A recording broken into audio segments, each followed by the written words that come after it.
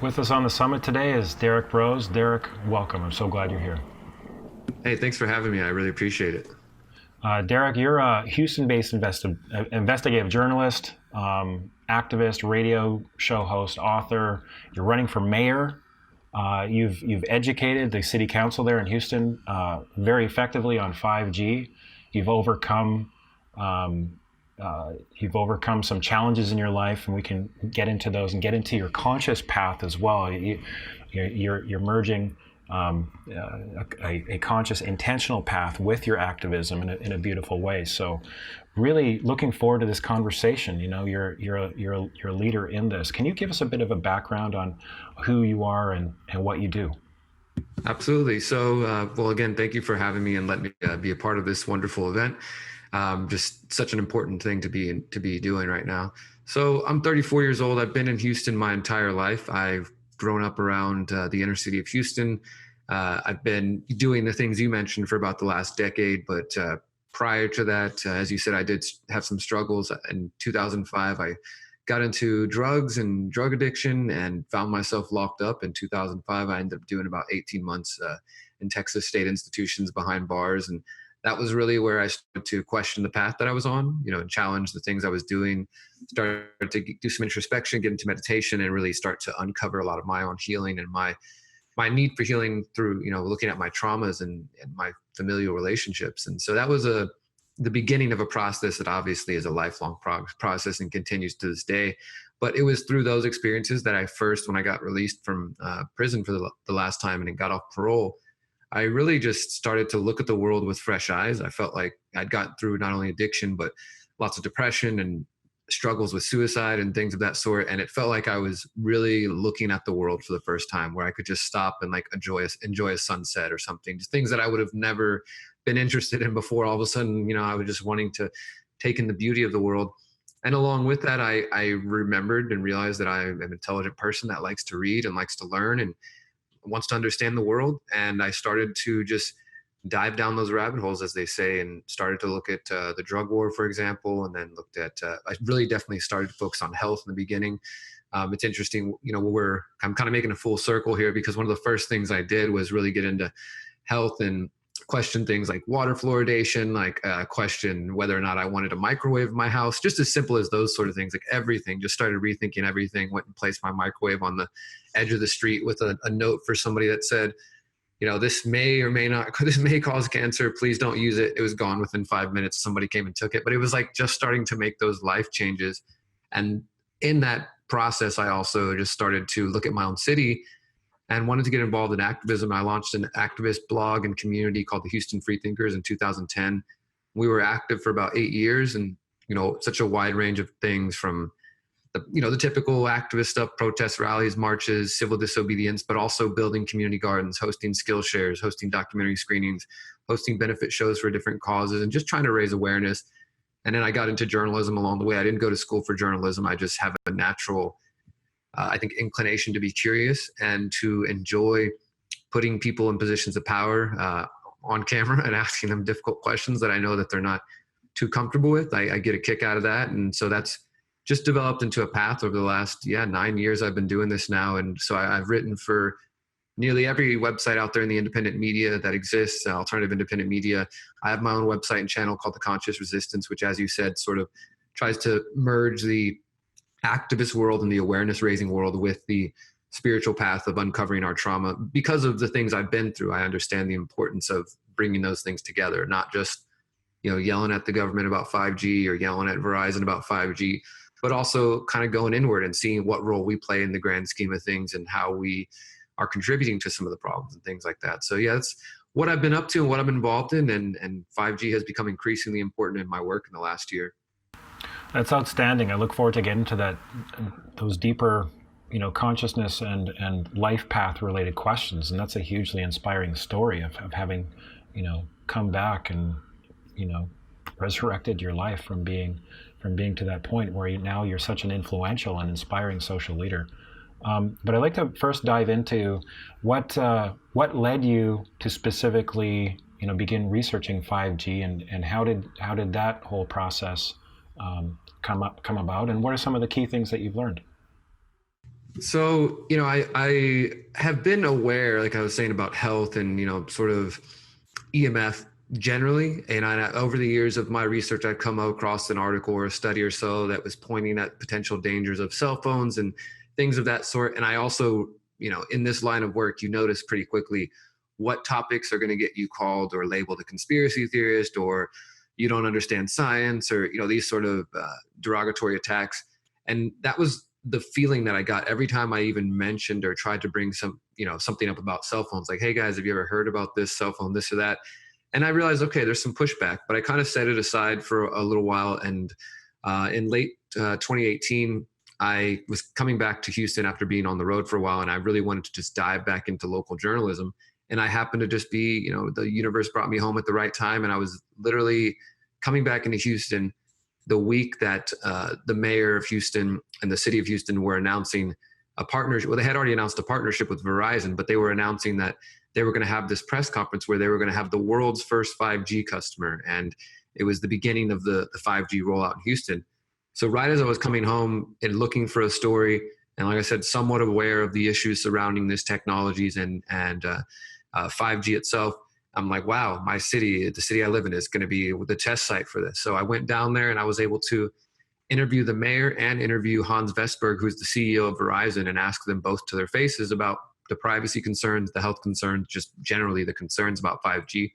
And both of the men denied having any awareness or, knowing anything about this. And that was the beginning of it for me, like locally, definitely I started to look into the fact that the mayor here in Houston, he first announced a partnership with Verizon in the summer of 2018.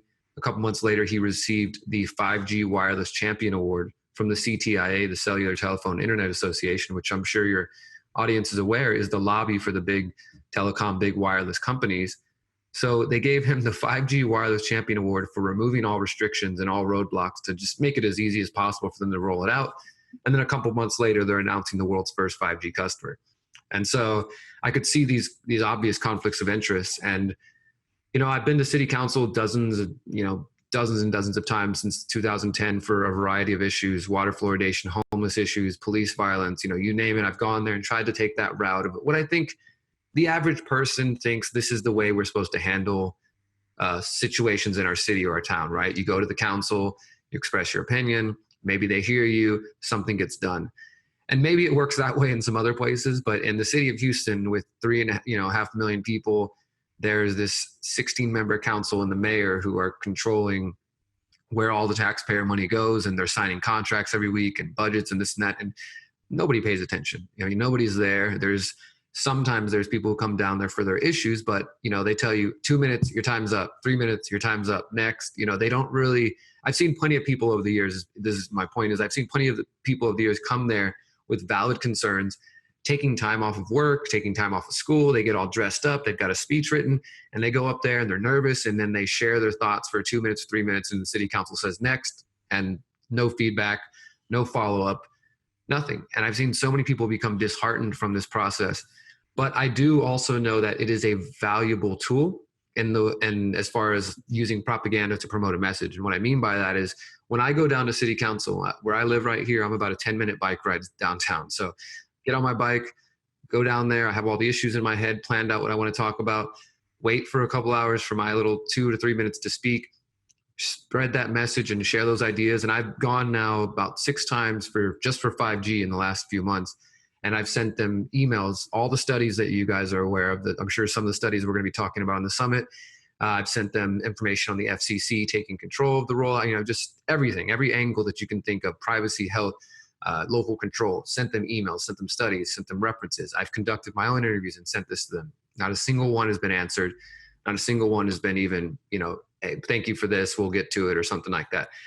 So I use city council as a way to go there, knowing that more than likely they're not going to respond to me. Like I said, the mayor's already in the back pocket of Verizon. I don't know how many other council members might be as well, but I use that as a way to go up there to spread these ideas. There are a couple council members who are at least a little bit sympathetic. One of them is a chiropractor, health, health advocate. So he's always down to talk about health issues, and he's always really welcoming and supportive. So that'll give me a couple extra minutes to talk. It kind of extends my little 2 or 3 minutes to a 5 or 6, 7 minute video. And then I go home and I wait for them to upload it to the city website, and I rip it off their website and I upload it on my channel. And then it gets, thousands more views than it would ever get just sitting on the city website. So I like, that's what I say is I go there knowing full well that the city council isn't going to hear me. They're not going to, just decide to listen all of a sudden one day, but it's a tool that I can use to show people, hey, you can go out there, you can communicate to these people. Even if they're not listening, you can go out there, you can inform them. And what I've said in one of the videos and one of the visits I made is that in another regard, I'm trying to get it on the record that they have been informed. So in the future, if there are lawsuits, if there are people who are getting sick and, hopefully nobody's, I don't know, wherever it goes, if people end up getting sick or there's lawsuits regarding health, regarding privacy invasions, regarding eminent domain, what have you, there's a record showing that these city council members have been made aware of that. And that's another one of the reasons I've chosen to go there. Yeah, my research is that they're way more liable than they think they are, city councilors and city governments. And there's a lawyer, Harry Lehman in California, who has been doing some excellent work educating his local city officials of their liability. So yeah, that's a basis, isn't it? Like notifying, getting it on the record, and then there's a basis for something like criminal negligence. Yeah, absolutely. I do think that's important, even, because the summit's about solutions, right? And that's my work is always going to try to take solution-based approach. If I'm going to talk to somebody about an issue, I would like to be able to say, and here's something you can do about it, right? At the very least, what we can do, even if we have city council members or town council members or whatever you have in your area, supervisors, et cetera, and if they're not willing to listen, you can still go out there. You can take it off the city's website like I'm doing, or you can take your own camera and have a friend record. Just put it on the record that these people are being made aware of the information that you have, and bring them physical documents to the council. Make sure that there's, here they are all receiving the documents. There's no claims. Like maybe they can claim, oh, it went to the spam. We didn't see it. It went into our spam inbox, when you sent those emails. I've actually told them, check your spams like this, and I've given them physical documents too, because I want to make sure that there's no excuse that this information has been passed along. And really, I don't think there should be any excuse. As an elected member of a town council or a city government or anything like that, you would expect, or I believe most people would want, to have members who are informed on the topics they care about. And the reality is most of them are not. That's exactly right. And thanks for mentioning that, because, I believe that we don't want to start out in the position that our local government officials are adversaries, are on the other side. We need to understand that there's so much happening, at this time, and they're being asked to be educated on so many different topics that most of them don't know, right? And so we want to give them a full opportunity to be part of the solution, to be part of the discussion. And if later, if need be, if they're, failing to ignore, or if they're failing to recognize the reality of the situation and the risk and the harm, then they can be held accountable, then they can be held liable. So that's an important part of the message as well, is they have to do the right thing, or else it's going to come back to bite them. But to really come from that, and maybe, we can get into this intentional piece, this conscious piece, really come from that place where we're all in this together, right? Nobody gets like a get out of jail free card. So maybe share us with that. So you're in your organization, Conscious Resistance, and on your YouTube videos, you have like 30-some thousand subscribers, right? Yeah, there's about 30,000 subscribers on there. So, I think I get where you're going with this. I do want people to understand that when you're trying to inform somebody, when you're trying to, because I guess, what we're focused on here is the solutions, right? So if you're not a doctor, if you're not a health professional, if you're not a scientist, but you are a concerned individual, you live wherever you live and you see 5G growing, especially very quickly in the United States, and you want to go to town council, you want to go to these different places, you want to write letters, you want to make phone calls. In the age of the internet, in the age of social media, it is very easy, I think, to fall into an us versus them mentality, as you were sort of pointing at a moment ago. Mm-hmm. And there are definitely, like I said, the mayor here in the city I live in is obviously in the back pocket of Verizon. It's clear to me at this point, this guy does not care no matter what I say to him. The only thing I can get from him is I love 5G. So I understand that and I approach the situation with that. But I also recognize that he's still a human being. Maybe there's some way to reach him. Maybe there's a different approach. At the end of the day, there are corrupt people. There are people who we could describe as immoral or evil or whatever words you want to use. But there are also lots of people who truly are ignorant and just don't know. I mean, we would assume that the city council would have some awareness of all the different issues we care about. But that's not always accurate, what I've found. And I can give them a little bit of leeway and say, okay, well, they're having meetings and they're arranging city budgets and this and that. But the goal would be to have individuals like, those people watching, everybody listening, is to go inform them. So they're not going to have time to watch all the YouTube videos you've been watching. They're not going to have time to sit here and watch this summit. They're not going to have time to just watch all the documentaries and all the things that you have become informed and look at the papers, because the reality of the matter is, if you're running like over here, if you're in the city of Houston, this massive city, they've probably got quite a bit of other things going on. And so I'll sympathize and empathize with that and say, perhaps they haven't had the time. So it is important, I think, to approach from a compassionate standpoint, not to just come in there. I don't go into the city council and just accuse them all of being bought off, corrupt, paid for, whatever. I could take that approach, and maybe that would make for an interesting YouTube video, but it really wouldn't further my goals of trying to educate them and to also educate the viewer who might be listening and who has no awareness of this. Like, wow, this guy is talking very well spoken. He's got some points that I've never heard of. Maybe I should look further into this. So on one level, have compassion for the people you're trying to reach, whether that's city council members, governors, the president, or your neighbors. And at the same time, recognize that communicating at a place like city council or some similar event like that, a town meeting, homeowners association, I've had people reach out to me, because of these videos. The first one I did, the first city council video I did, is almost at 900,000 views. For whatever reason, it just particularly took off and went really viral. So I've had people reach out to me from all over the world asking these questions, asking ideas on how can I get involved? How can I, connect to people like yourself who are doing things like this? So there is a very deep need and want for people who want to get involved and want to find a way. Sometimes, we can get into the solutions of that in a moment as well. But I just think it's important to definitely recognize that if you're out there on the streets trying to educate people about a topic you care about, whether it's 5G, it's EMF, whatever issue you're talking about, this is a little bit more broadly, look at them like the human being that they are.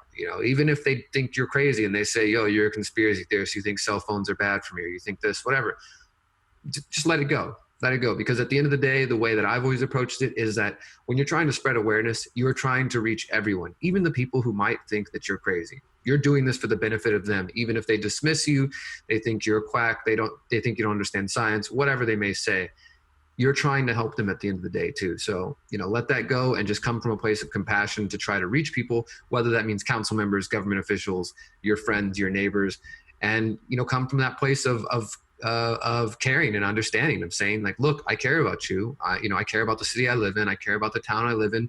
I want to live in a place that's safe for all of us. And I would really appreciate if you look at this information, if you check out this documentary, if you watch this video, what have you. And everybody's going to have a different approach. Some people will be some people are very aware of their health concerns, right? So that's why I take multiple approaches with 5G. I talk about the health, the privacy, and the kind of local control, eminent domain sort of aspect of property rights. Because some people, honestly, I've heard, and I'm sure you've heard things like this, heard people say, well, everything gives us cancer, or everything, is going to get you sick. So they sort of just dismiss, I guess I shouldn't worry about it.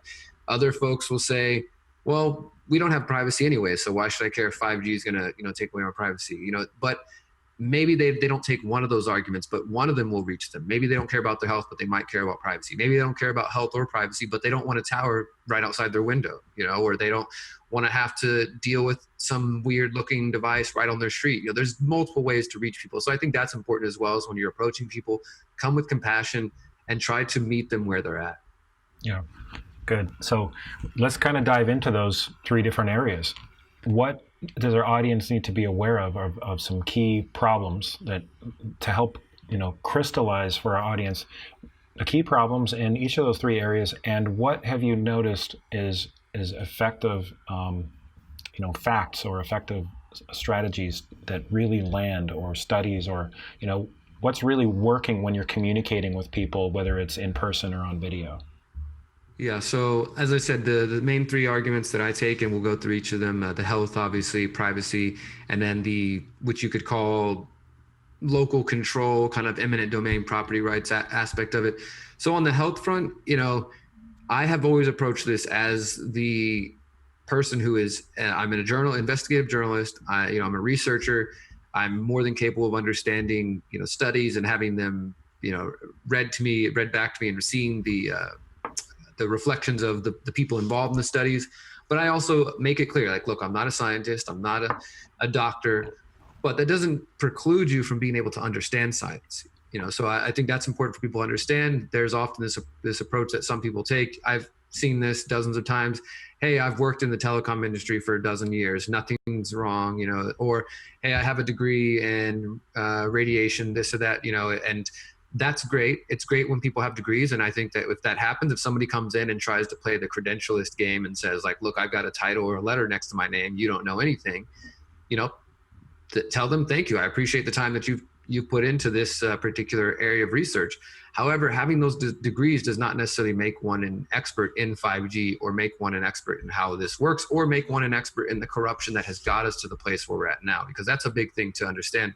Some folks will come in and say, if the FCC, if this was dangerous, the FCC would have done something about it. The FDA would have done something about it. This sort of blind trust in government or in authority generally, which is, I think, a bigger problem that we have.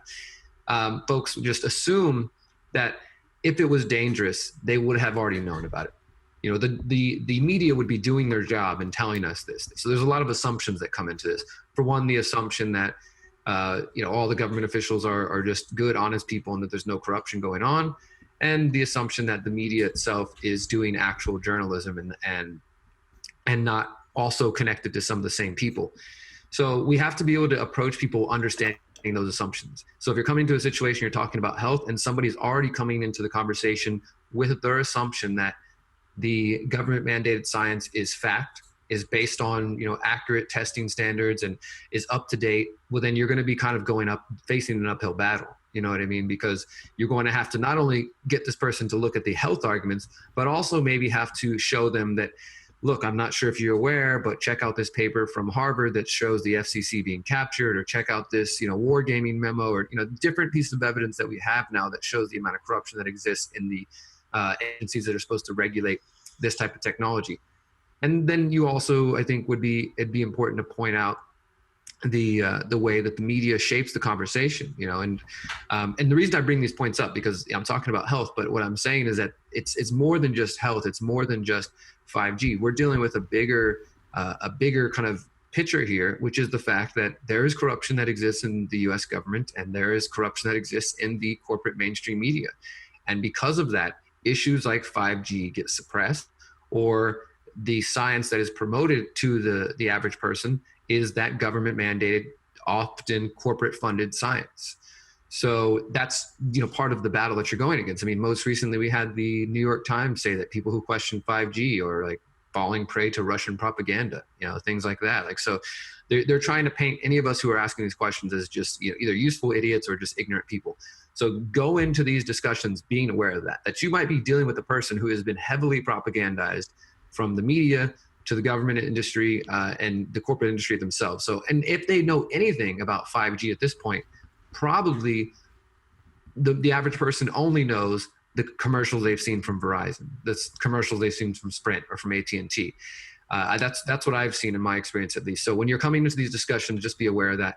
But as far as the health, I myself, as a journalist, not as a scientist, I've interviewed Dr. Martin Pall of Washington State University.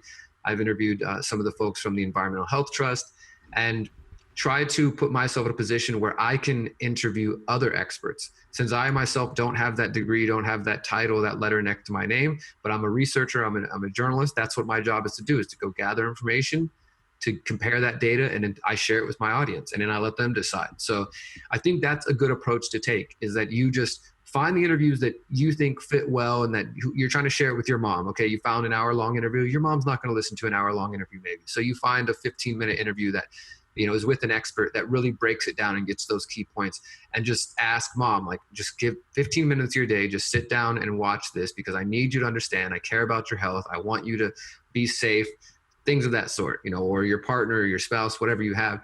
And really just be able to, again, meet them where they're at and communicate the message. So when it comes to health, I think that's what it's important to do, is find the experts that are communicating the message in a really positive way. And I don't necessarily want to endorse any particular one individual, but there are, as the audience of this summit knows, there are plenty of experts out there that are promoting this information and doing lots of good work. And it's important to have that information, because somebody will come to you and say, you're not a scientist, you're not a doctor, you're not a health professional, so I shouldn't listen to you.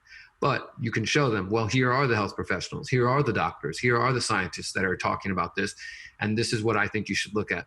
My main concerns, obviously there's potential cancer concerns. I think that a more immediate concern regarding health for me personally would be the loss of sleep and anxiety that is being shown to be connected to having the smart meter next to you, or the Wi-Fi router running all night, or the Bluetooth, just pulsing through you all the time. I've tried to just start unplugging the Wi-Fi every night, try to stay connected to broadband as much as possible, just, rewire the house through Ethernet cables as much as possible, and take these small steps, like reduce my use of Bluetooth and these kind of devices, because with the work I do, I am on a laptop, 70, 80% of the day, and I try to put some distance between myself. I make sure I have time away from it.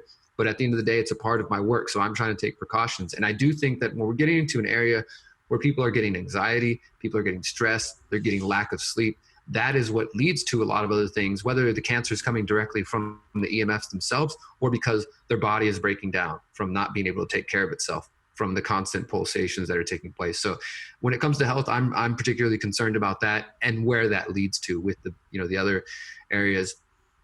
Just briefly, when it comes to privacy, I think that, for those who aren't aware, the reason there are privacy concerns is because 5G is heralding the Internet of Things, what they call the Internet of Things, which is the smartphones, the smart houses, the smart fridge, the driverless cars, the robot assistants, virtual reality, augmented reality, smart street lights, sensors in the street, this whole futuristic world that movies have been predicting, and that all the cities want, like the mayor of Houston wants, turned Houston into the first smart city in the country. All of that needs 5G to operate, because 5G, as you guys know, it's supposed to be 100 times faster. Some people say 1,000 times faster. And that low latency, that very quick ability to send signals faster than we've ever had, is what they say will allow for driverless vehicles and for all of this to take place. But along with that, along with the installation of the cell towers and the small cells and all of this, we're going to have hundreds of thousands, if not millions, of new sensors around us. So it won't just be the smartphone that has a built-in microphone and that has a built-in, which is basically a listening device in another form. And it's not just, say, a government you need to worry about, or say Verizon, what are they going to do with your data when they're gathering all this information? But the day and age we're in now, there's some 16-year-old kid right now sitting in a garage who knows how to hack your computer remotely. There's just so many brilliant young minds out there, and some who are just doing it for fun, others who maybe have more nefarious purposes. But the reality is, whether you're talking about hackers, just individuals, or government surveillance or corporate surveillance, the increase of sensors and the rollout of this technology of 5G and the Internet of Things is only going to dramatically increase our potential to be surveyed, to be monitored. And I believe it will truly be the end of whatever little bits of privacy that we have left. And again, some people say, hey, I already lost privacy. I carry my cell phone around with me everywhere I go. Google's listening to me, this and that. And that may be true, but I think that's not a reason to just give up. I think that might be a wake-up call to say, hey, well, maybe I should actually start caring about my privacy. And the reason I think privacy is important is because, not only on a philosophical level, I really don't think you're a free person if you don't have the right to have your own private thoughts, with your family, with your loved ones, or, on the activist level, if you can't get together privately with some people and say, hey, let's organize a march or a rally, or let's hold a meeting, and all of your conversations are being listened to, then are you truly free? I think that's something that we need to ask ourselves. So privacy is still something that I personally am trying to hold on to and trying to raise awareness about. My journalism has focused extensively over the years on surveillance technology. So I'm very aware of the capabilities of just so many different types of devices. And the other aspect of that is 5G is going to increase the use of facial recognition technology as well, because all of these technologies need 5G in order to operate correctly. So when it comes to privacy, those are, I think, the concerns there. Again, try to reach out to people in a way that they, it's not about whether you're doing something wrong. You don't have to be a criminal to be concerned about having privacy. I think that's sort of a misconception that's put out there on purpose. It's just about being a free human being who wants your health, that wants the ability to think your own thoughts, to express your own, mindset. And we have to ask ourselves that question again. If you do not have privacy in your own home, are you truly free? And if not, then what the heck are we doing? I think that's where we got to try to reach at people, get them to think about that. And then when it comes to the more kind of eminent domain, the eminent domain is a phrase for those who may not be familiar. Sometimes it's used when it comes to land where the government wants to build a pipeline and it's going to go through somebody's farm and they offer them some money. Eventually, whether the farmer says yes or no, they're going to take the land and they're going to compensate them, but they're going to take the land by force. So that likely will happen in some cases once we start getting 5G to the rural areas and they start extending towers and cell sites across people's land, because as I'm sure the listeners are aware, these towers have to be installed every 200 to 500 feet in order to operate correctly. So whether you're living out in the country, once it does get to the rural areas, or you're living in the city, we're going to have these towers and these small cells attached to either current infrastructure or building new infrastructure. And there's already been examples from some cities that 5G is being rolled out where there are literally, I've even seen it here in Houston. There is literally a box, a 5G box. I had a friend, another activist here, send me all the locations of where the cell sites and the small cells are in the city. So I have the addresses, the locations, the types of what each antenna does, so I got a lot of good details on what is related to 5G and what is other infrastructure. There is literally a 5G little small cell box outside of one of the warehouses downtown where people live in, attached to the window, just right outside their window. Their new view is this box, and that is something that's going to take place, and it's already taking place everywhere that this rolls out. So that is a part of the federal takeover of local control. And these two issues are kind of related.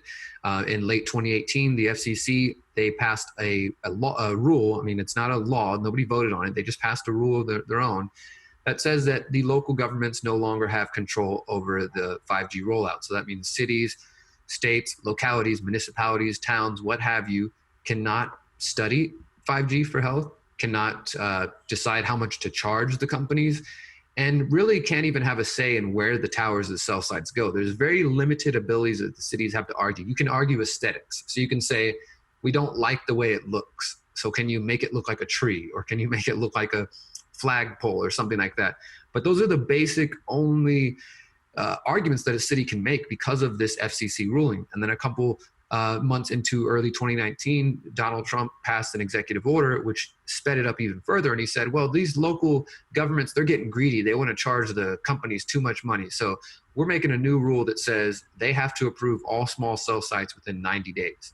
So your local governments, wherever you're at, when they get a proposal from Verizon, or it comes in like, hey, we're going to come in with this 5G infrastructure, they're very limited in what they can do. They can't say no. They could technically. They would face lawsuits, but you'd have to have a local politician or a local member of council to be willing to step up and do that. So far, there's only a couple of cities. There's Danville, California, where their little small town said, you know what, we're gonna stop this. We're gonna go ahead and take the lawsuit. But most people aren't willing to do that. And so because of that, it leaves the cities in a position where they have no say in where these towers go. So I've been contacted by people here in Houston who are trying to work with their homeowners associations. They're trying to get down to the even more local level, down to the neighborhood level, because they're starting to roll it out in their neighborhoods, and they're putting it next to schools. They're putting it next to churches. They're putting it right next to people's homes. And I think that's something that is so real that people can understand. You can say like, look, even if you don't think there's health concerns here, right? Even if you don't care about your privacy, do you really want this thing right outside your window? Do you really, if there's even a small chance, even if you don't buy the science, if there's even a small minuscule chance that this could cause cancer in your family or your children, do you want it at their school? Do you want it next to your house? Do you want it next to your church? And then do you want it anywhere? I guess it comes down to, but those are, I think, the key arguments here: the health, the privacy, and the fact that we have, as individuals on the local level, and even those in local government, have no say in what happens with 5G because of the federal government's rollout of this. So this is another example. I think, you can approach some of your friends who might be a little bit more, I don't want to say right wing, but people who care about states' rights and those sort of issues, and show them like, look, this is a great example of states' rights being trampled on by the federal government. This is the federal government partnering with a corporation, passing a rule. We know that the FCC is made up of former telecom employees, and that they have a revolving door relationship with them. And this is just a great example of that. And it's an unfortunate example because it's affecting us. But so that's another way to get people to think about this. Like, look, this is about your health. This is about privacy. This is about local control being taken away. This is a corporatist issue. This is the government working with the corporation to, pass on something that the taxpayers have to pay for. At the end of the day, that's the other, I think, sort of slap in the face, is that the people are paying for this one way or the other, whether you want it or not, whether you think it's dangerous or not, whether you think it's going to spy on you or not, whether you want it outside of your house or next to your school, you're paying for it. Thanks for that.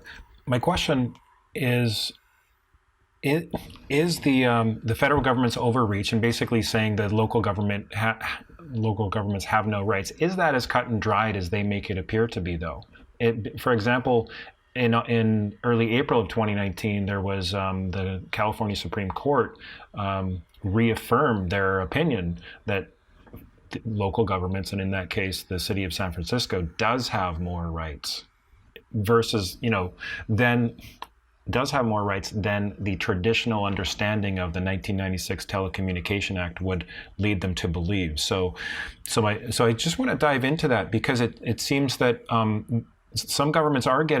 local governments are getting creative, when they're made aware of this issue, both the health and or the local, the power grab issue. And they're doing things like recertification fees for, the utilities every year to recertify that their equipment is, approved. And they're doing things like passing laws that are minimum, quote unquote, safer. I was going to say safe, but at least it's safer distances of 1,500 feet or whatever it is, distance to residential or school areas, things like that. So can we just dive into that? Because I don't want to leave the audience thinking that there's no power that local governments really have to do anything, right?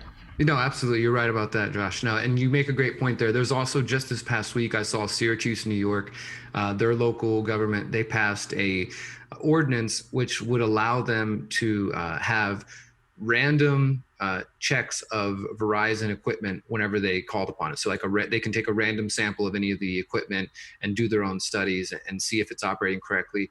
And I don't know if it was the mayor, but one of the council members basically said, like, look, this is what we can do. They're basically saying, like, either we pass this and 5G is going to happen one way or another. They're trying to cram it down our throats. But if we pass this ordinance, we have some level of pushback. And like you said, some people are trying to pass local rules about the distance. They're trying to pass rules about the placement. In Syracuse, like I said, they instituted a rule that said every year they could study a random sample of the cell sites. So there are creative ways that people can try to push back against this. The only fault I see in that, or I don't want to say fault, but the only danger in that is the perception that, well, okay, so Syracuse passed this. Yes, we didn't beat 5G, but we passed this measure. But when you look at in particular, the Syracuse case, it still says in their language that, they will test the random sample according to the 1996 standards. So they're still going off of standards that we know are already flawed. And I think that's kind of just something we got to be careful of, is that the fight isn't over just because, well, the local government passed the rule saying this is going to take place.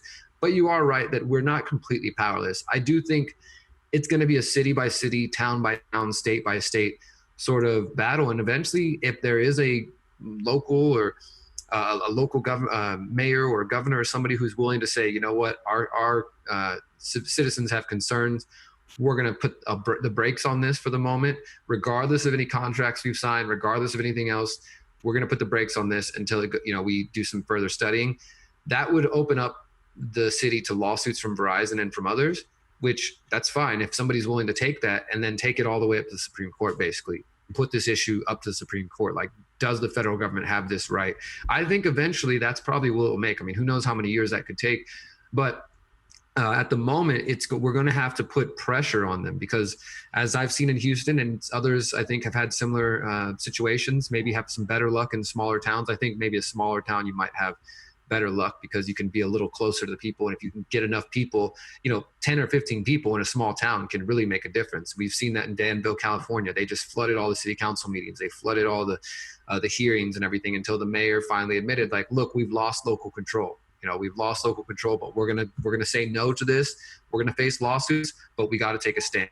So that is, I think, important. There have to be leaders, politicians, and other community leaders who are willing to say, like, we might face a lawsuit, we might, get called some names or whatever, but we're going to listen to what our community says, and we're going to take a stand. And I think that just brings it back to you, the individual. What steps are you willing to take to educate your community? Because I'm here in Houston, the listeners are spread out, maybe different parts of the world. So we can share information, we can watch YouTube videos, you can watch documentaries and all that. But at the end of the day, the communities that thrive and survive in the coming decades are going to be the communities that have been able to put up some resistance to this and that have actively got involved. So I do want to say that this is a situation that does need some real world action. I know a lot of us are so used to acting on social media, changing our profile pics or just sharing links, and those things matter. Sharing content does matter. But I think this is a very pertinent example of where real world action is needed, where you might have to go to a meeting and sit there and express your opinion. You might have to write some emails or make some phone calls. You might have to just get out there and let your local leaders know that this is something that matters to you and that your community cares about, so that they do feel the pressure. Because at the end of the day, like if the mayor out here, he's got the 5G Wireless Champion Award. So I'm sort of fighting an uphill battle from the beginning. He's already good friends with the company, has shown no interest in even talking about it, has literally ran away from me when I've asked questions.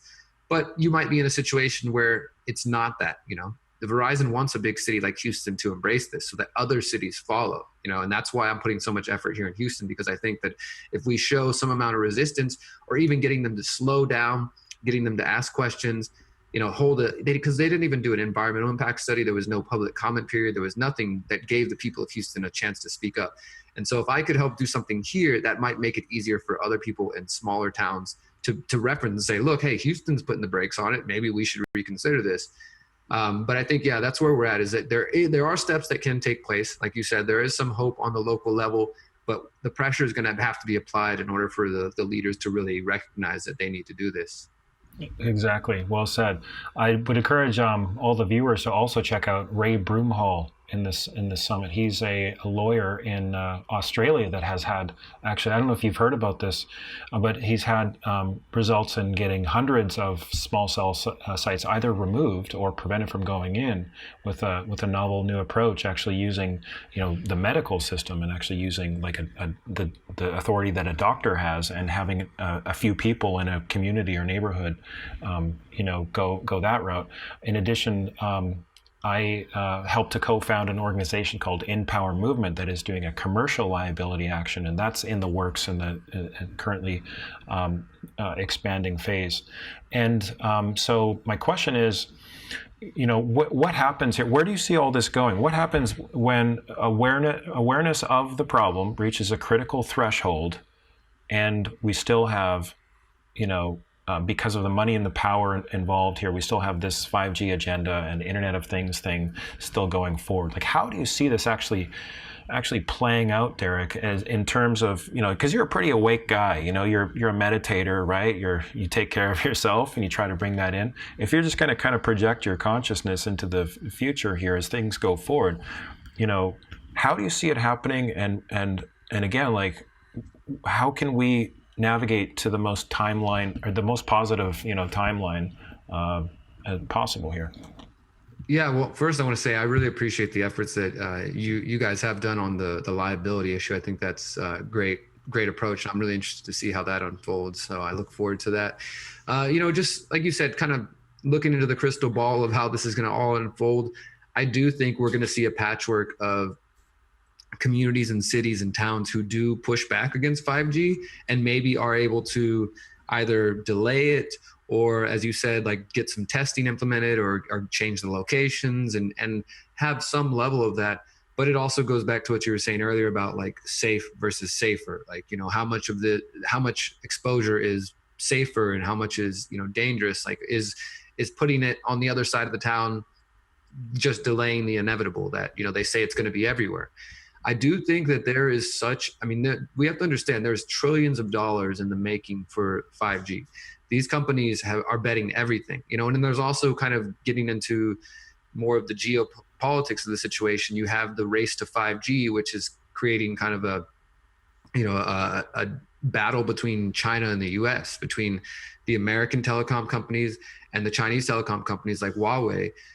So, they're both in a race. Both nations are in a race to get their companies to embrace the technology as quick as possible, not only because they want driverless cars and they want all the futuristic, whatever they're promising, but because there are military applications of this technology as well. And there are, intelligence applications that the governments want to use as well. So there are trillions and trillions of dollars invested into making this rollout happen. And I think that's the reality of what we're going up against. Now, I don't want to, sort of say that as to say like that means it's hopeless or anything like that. I don't think anything's hopeless, not even when it's done. Even if, a year from now, we're looking back on this conversation and, I'm looking around my neighborhood and there's 5G towers everywhere. The fight isn't over then. There's still, I think, reasons to put up an active resistance and to voice your opposition to these things, because the potential for lawsuits for, like we were saying earlier, as far as holding people accountable. Well, if this does happen, I mean, right now, for example, we're seeing, juries hand out billions of dollars against Monsanto based on their product that people now know is associated with cancer. Now, that's still not a good thing because people have gotten cancer and people have died, and the people who are getting billions of dollars, they're still likely going to die from the results of that. But it's being held accountable now. And so in this field of research, we often talk about comparing cell phones to the way the big tobacco industry, controlled the science and controlled the government agencies. I think that's a perfect analogy because it's exactly what's taking place. And at the same time, though, looking back, eventually the tobacco companies were exposed. There were lawsuits. Of course, lots of people got lung cancer and lots of people got ill in the process. But I do think that there is a potential for whether or not the 5G rollout completely takes place, that if people start getting sick when people start getting sick and they're finding different circumstances that they can directly connect, like I'm living next to this tower and it's my whole family's sick, then lawsuits are going to start to take place. So this could be, and this is not like the most, maybe the most heartening thing to say, but this could be a decades-long battle and struggle. And I think the reality of the situation, unfortunately, is that's the way the world works when it comes to government, that there are no quick fixes. There's not like as far as I know, there's no presidential candidate running on ending 5G or ending the 5G rollout. That's not even like a topic that's being discussed. So it's up to us as individuals to move forward, going in, as we envision this future of healthy families and thriving communities. And if you don't see 5G as a part of that, continue to raise awareness and continue to move forward in that direction. Also, I think it's important for us to start thinking about defense and protection, right? So if you can't stop it, then how can you protect your family? Obviously, the unfortunate thing about 5G is it's going to affect us whether you like it or not. So when you go out into the world and you're surrounded by all these towers and small cells, it's going to be much more difficult to protect yourself. But inside your home, I sort of briefly mentioned unplugging the Wi-Fi at home. That's, I think, the simplest thing to ask somebody to do. Keeping the phone on airplane mode, not bringing the phone into bed with you, rewiring your house if possible, which it's really not a whole lot of work to start plugging back into Ethernet cables. And you get a faster signal. It's funny that we've been moved towards the world of wireless when it's not actually faster than being connected by cable. Of course, they're saying 5G is going to change that. My point here, there are individual and community and family decisions we can make to start actively protecting our communities. If you're a parent, reducing the amount of time that you're giving your kids access to these things, because we're looking into the future. You don't want to see a future where your family is sick, where your children are addicted to these devices, and that's a whole nother angle on this issue, but where they're addicted to these devices that we know are going to cause detrimental health problems to them. So being able to educate with your family and work together, I think that is going to manifest the vision that many of us want to see, which is a world where, again, we can be thriving as individuals, thriving as healthy communities, and continuing to raise awareness on these topics. Because if we sit by and we do nothing, if we just sit here and complain on the internet, or just, I guess, throw your hands up like, well, it's over and done, there's nothing I can do about it. Well, then, yeah, that's the world we're going to be in. But if we actively take a role in the direction we're taking the world and we're taking our lives, start doing research, not just on the problems. If you've identified the problems, if you've come to the summit and now you're getting a good handle on the problems, I know that there's lots of solutions being presented in the summit as well. Start moving in that direction. If you've got the problem, focus on the solutions now. Continue to educate people, continue to educate yourself, but also present them with the solution. Like I said earlier, it's very difficult sometimes for people to take in a problem because they have, what is known as cognitive dissonance. They don't want to accept something that not only conflicts with what they've been told, like, no, there's no way the cell phone companies would do that. They give me great service and, I have all this great gadgets. They would never lie to me about that. So they're battling that cognitive dissonance, but also for them to accept the problems you're saying without a solution is very difficult for people to do. But if you present them like, look, there's this going on, there's this corruption, there's this happening, there's these health concerns, these privacy concerns, and here are some steps I've taken to help myself and my family. Let me encourage you to do those things, right? So you're presenting the solution. That is going to help us as individuals and as communities move together in a way that is proactive as opposed to being reactive. Yeah, really good. Have you ever got any pushback for reporting on 5G? I've had some interesting experiences. So after I started going to city council, I did reach out to, I'm pretty good at generating press releases and usually getting some coverage from some other local, more mainstream media. And I had one of the Fox, there's the Fox station here in Houston. There's a journalist by the name of Isaiah Carey, and he has a show called Uncensored, and he promotes himself as somewhat of an investigative guy. And, some of his stuff is kind of just fluffy local things. But I reached out to him, told him about what I was researching and what I was investigating. And he was like, yeah, let's bring you on the show. Let's talk all about it. He saw some of my city council videos, and I went on the show, did a little 8-10 minute segment. And I thought it went well. Everything was great. And I asked him when the archive was going to go up, and a couple of days passed, and he said, oh yeah, it should be coming up. And long story short, my archive was never posted. If you go to his website, every single episode of his show, but the one that I'm on, was posted. There's even another show that came on after me promoting 5G in a positive way. So I don't know if he just got, a letter from his editor, from his boss, or from their corporate sponsors that said like, hey, we can't, don't put that video up. I've also noticed that on his Instagram, he's got quite a few pictures taken with the mayor. He seems to be friends with the mayor. So I don't know if that's part of it, because, like I said, I've asked the mayor about his connection with Verizon. One way or the other, though, that video never made it out there. And if it wasn't for a friend of mine who happened to DVR the video, I would have no copy of it. I literally had to go to a friend's house and just put my camera to their TV and just record that so I could have my own copy of it, And they told me, oh, we're looking for it. All of a sudden they lost it. They couldn't find it. And then I just gave up. I'm like, these people they're never going to put it up. So I've had things like that, but also just the general, when you start to try to be an independent journalist on the local level and you go to local press conferences, you very quickly notice that there is an in group, there's an in crowd. All the local media, they want to make sure they get invited back to the mayor's next events and the city council, all the local, they want to be a local celebrity basically. So if you're in those rooms with the police chief and with the mayor and you're asking tough questions, you might not be invited back, So I've definitely been made to feel uncomfortable, made to feel like I'm not welcome. I have a press badge. And so, I think anybody should be able to question the officials, though I kind of think the press badges are silly. But either way, I'm officially allowed in there. And so they can't do anything about it except for just, I guess, make me feel as uncomfortable as possible.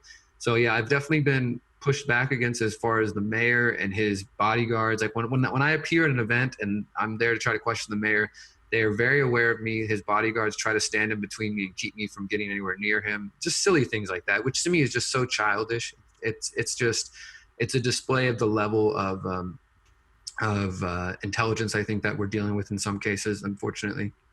Yeah. But you are running for mayor of Houston in part to raise awareness for around 5G and call for a moratorium. Can you tell us more about that? Yeah, so I decided, I'm not I think your audience has got to know me throughout this interview a little bit, and you can go out and find more about my work. I'm not a politician by any means.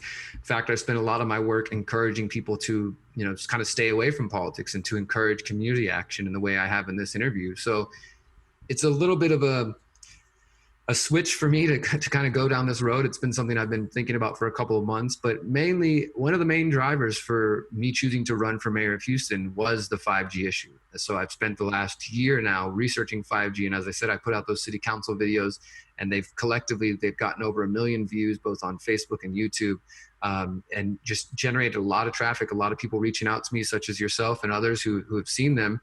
And that, I realized I didn't intend to be the 5G guy in Houston, but I guess I'll take on that role. And so I've helped, we have a Houstonians Concerned with 5G group here. And I've realized that this is an issue that people care about. So I decided, look, if I can run for mayor, I did some research, I looked into it. It doesn't take a lot of time or effort, to do this. And Houston is a city with 3.5 million people. There's about 4 or 5 candidates running. Less than 200,000 people vote in the election because, in my view, because they're talking about potholes and they're talking about things that most people just like, it's not anything that people really care about. There's no substance going on. So I have many other issues that I'm going to try to shine a light on, but 5G is definitely a central point of that. And the call is for initiating a moratorium on 5G and to allow a public comment period, several public comment periods where we can get as many people out here and maybe get some other experts out here to the city of Houston to come testify in front of the city about what they know on the health angles and the privacy angles, and then to order for an independent study to take place. And I know that, again, these kind of actions, they threaten the bottom line of Verizon and the mayor and his buddies.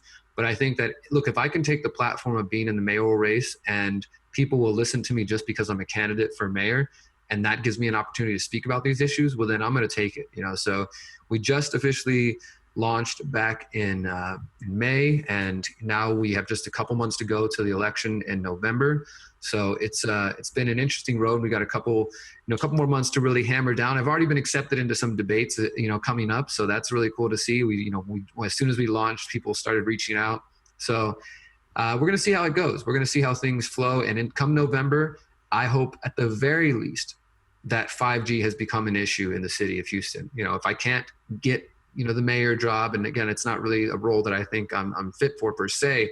I've got a lot of ideas, but my goal is to use my leverage, my audience that I've already built, to shine a light on Houston. So even if you're not in Houston, you can help out with this by just letting people know that, hey, there's a mayoral candidate in the 4th largest city in the country that is talking about putting a moratorium on 5G and doing more studies and more research on this. And I think that alone, again, could make it easier for people in smaller cities.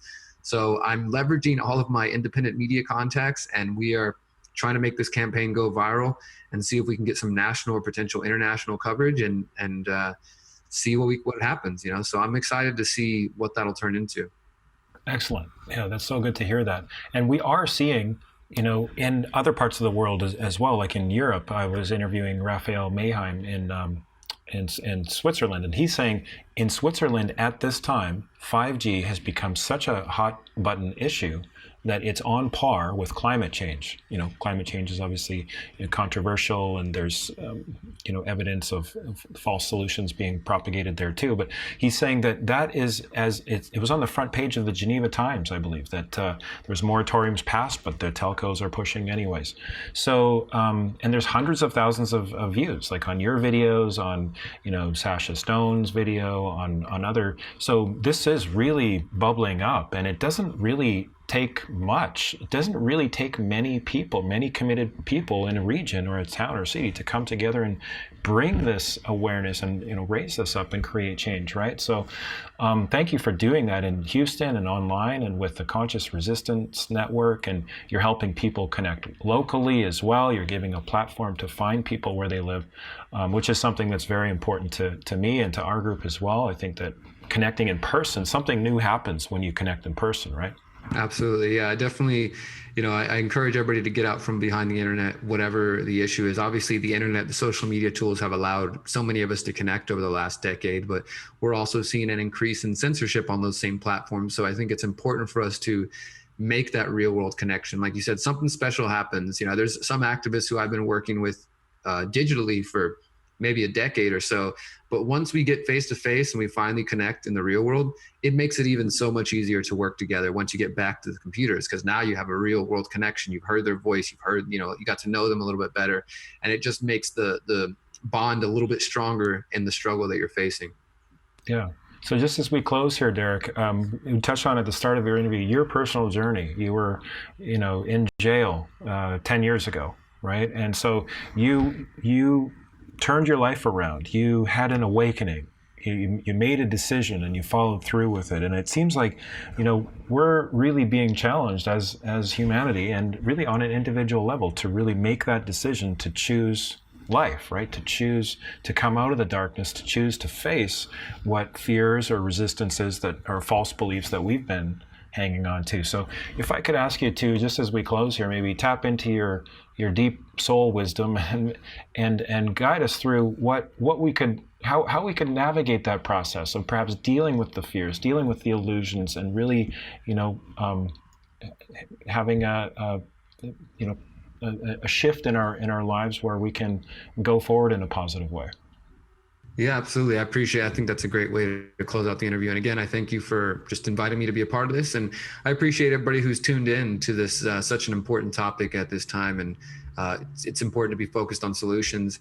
I was talking about tapping into to that spiritual wisdom or that spiritual awareness. As I said, I was locked up just about 15 years ago, actually. About 2005 was when I first got locked up. I was arrested the week before I turned 21. And I don't know how many people have truly been in situations where we're like truly deeply powerless. And what I mean by that, I don't think we're ever actually powerless, right? But I mean in the physical sense, right? Where I'm in a cage behind bars.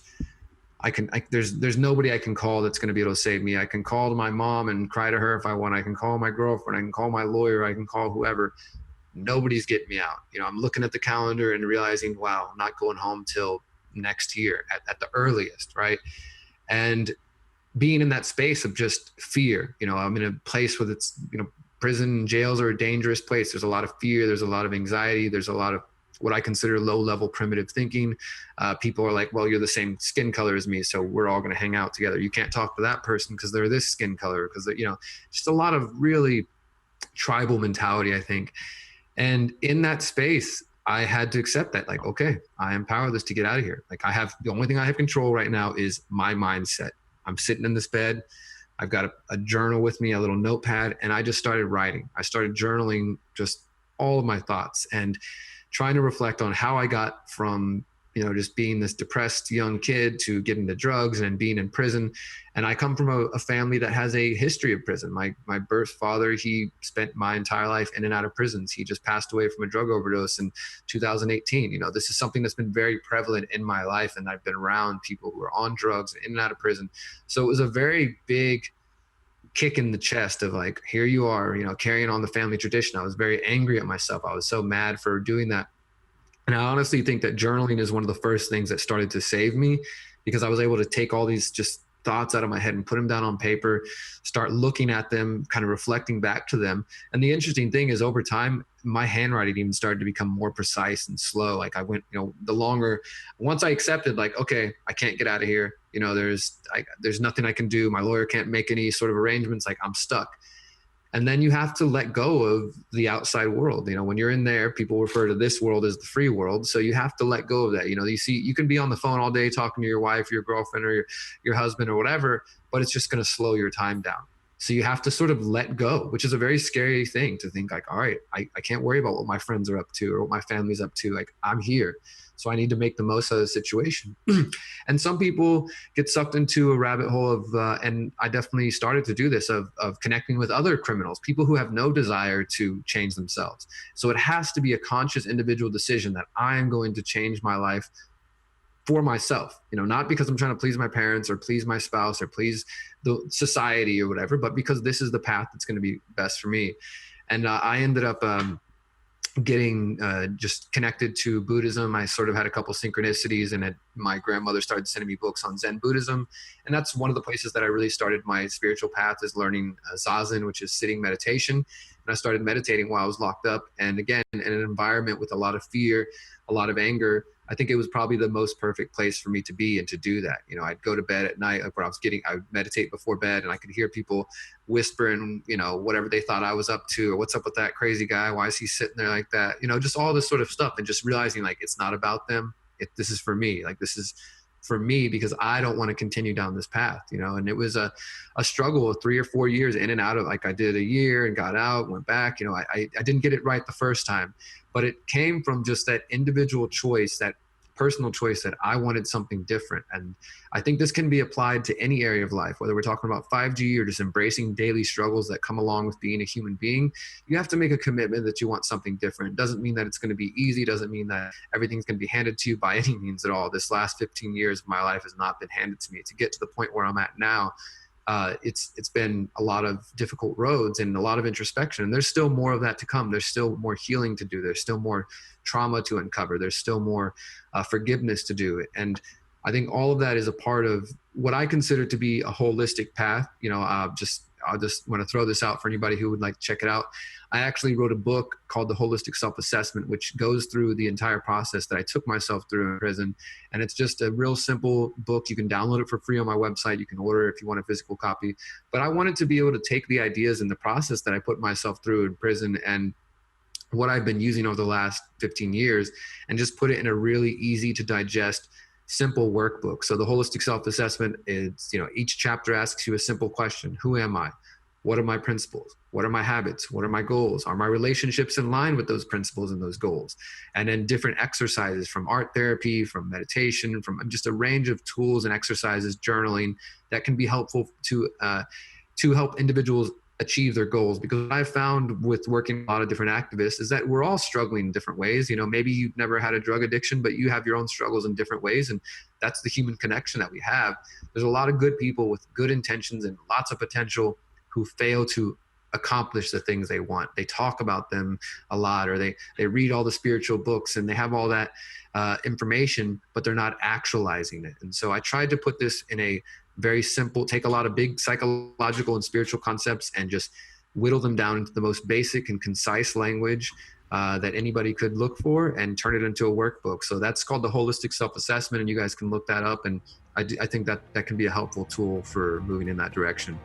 Excellent. Thank you for that, Derrick. And what's your website? The website is theconsciousresistance.com. And if anybody's interested in the campaign, it's just my name, derrickbroze.com. Excellent.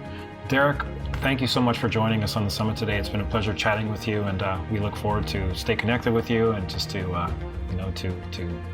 team up in this conversation. Thank you so much for having me. I really appreciate it.